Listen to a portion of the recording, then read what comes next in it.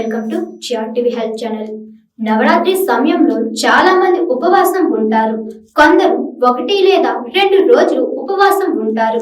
మరికొందరు మొత్తం 9 రోజులు ఉపవాసం ఉంటారు. అయితే ఉపవాసంలో అనేక రకాల ఆహారాలు ఉండవు.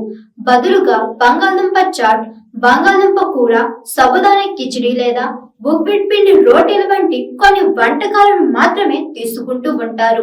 ముఖ్యంగా చెప్పాలంటే ఉపవాస భోజనంలో సాబుదానా తప్పనిసరిగా ఉంటుంది. అయితే దీనిని ఎక్కువగా తినడం ఆరోగ్యానికి హానికరం అంటున్నారు ఆరోగ్య నిపుణులు.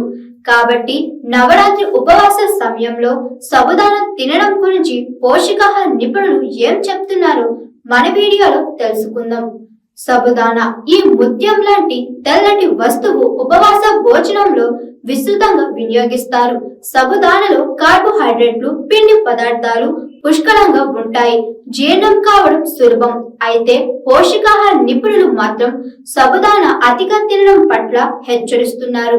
నవరాత్రి ఉపవాస సమయంలో ఎక్కువగా సాబుదానా తినడం వల్ల కలిగే ఆరోగ్యం తీవ్ర ప్రభావం ఉంటుందని చెబుతున్నారు.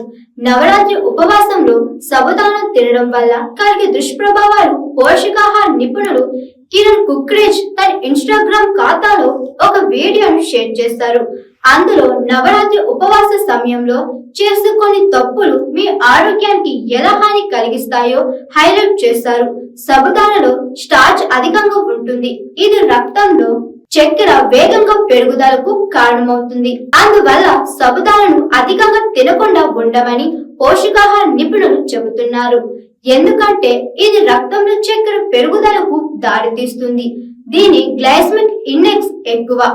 షుగర్ పేషెంట్లు జిఐ తక్కువ ఉండే ఆహారాలకే ప్రాధాన్యత ఇవ్వాలి. సాబుదానాలో కార్బోహైడ్రేట్ల శాతం చాలా ఎక్కువగా ఉంటుంది.